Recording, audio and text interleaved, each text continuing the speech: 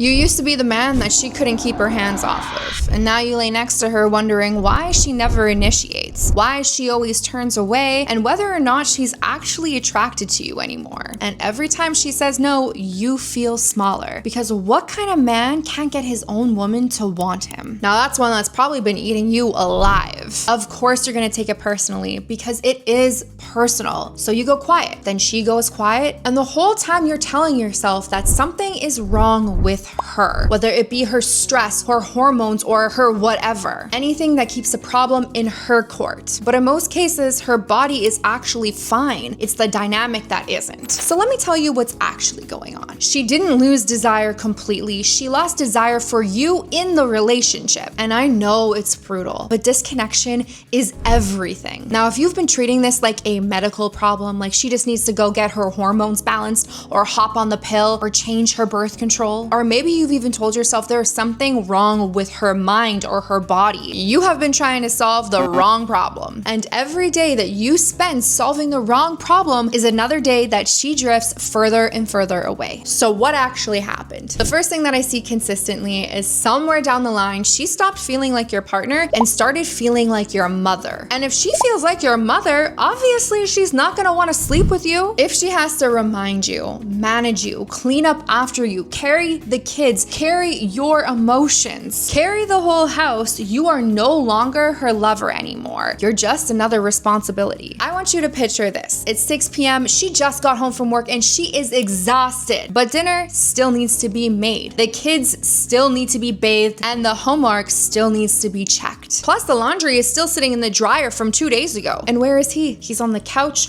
watching the game, maybe his phone is in his hand and he's completely disconnected. So what does she do? She handles it like she always does. Because if she doesn't, nobody will. She makes dinner, she bathes the kids, she checks the homework, she switches the laundry, and she also reminds him of his dentist appointment that he has to go to tomorrow. Then she packs, and to top it all off, she then packs his lunch for the next day. Now at some point during all of this, he looks up from his phone or away from the TV and says, "When are you coming to bed?" She looks at him and something just closes because she has said it 1,000,000 times. And it's not because she doesn't love him, because she does. But in that moment, he is not her partner. He's not her lover, and he's definitely not the man that she fell for. He's just another thing on her list. You cannot desire someone who is on your to-do list. You just can't. Competence is sexy. Dependency kills desire completely. Now here's the thing that's probably gonna mess with your head. Because what about the man who is doing literally the most? Being a good man does not make you automatically sexy, as nice as that would be. I know a woman whose husband is incredible. He takes care of the kids, he does the dishes, he helps with dinners, he plans the trips, and he helps take all of the stressors off of her plate. At least everything that he possibly can. And she still doesn't want to have sex with him. But instead she's got her nose buried in those smut books every single night, reading them like they are going out of style. And her husband is sitting there completely lost because he did everything that she asked and more. He did everything that society told him a good man should do, but it still isn't working. And here's why. You can be loyal, kind, helpful, and still become so predictable that there is absolutely no tension left. This literally happened in my last relationship. Love needs safety, but desire needs space. Esther Perel is one of the world's most respected relationship therapists, and she says that desire needs distance. When two people become completely enmeshed, when there is no tension, when there is no mystery, there is no unknown, desire has nowhere to grow. She's not reading those books because she doesn't want sex. She is reading those books because desire is very much so alive in her. It just needs something to ignite it, and comfort alone cannot do that, no matter how much you love each other. Then there's the restaurant analogy, and this one might be the most important of them all. Sex is like a restaurant. The flirting is the drinks, the foreplay is the appetizer, and sex is the main course, and the finish is the dessert. Now imagine every time she comes to that restaurant, the drinks never show up, the appetizers are rushed, and the main course is bland. Plus, the chef only cooks what he likes. Would you come back? No?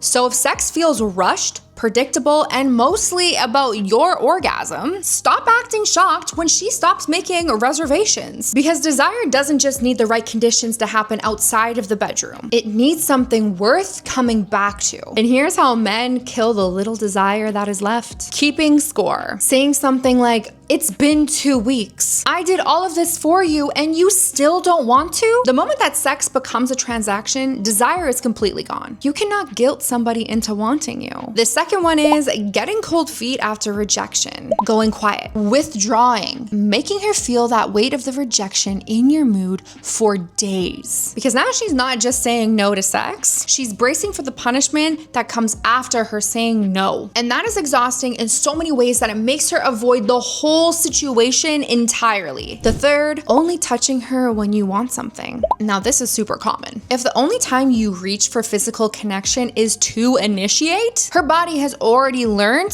what that touch means. And guess what? It closes off before you even started. This happens so often in relationships that sex therapist Vanessa has literally coined it as the bristle effect, turning affection into a trap. Every hug, every kiss, every gesture that leads to the same destination. That teaches her that affection has a price. So she will start pulling away from the small things too, making her feel responsible for your ego. If she has to manage how you feel about her rejection on top of her exhaustion, you have made her desire impossible. None of this is making her want you more. Every single one of these is making her want you even less. So how do we fix it? Here's what I want you to do. Stop begging for sex and start becoming desirable again. Touch her without trying to cash it in. Help without expecting a reward. Listen without defending yourself. Make her feel like a woman again, not just a body that you want access to. The biggest thing is stop trying to fix sex, because sex most likely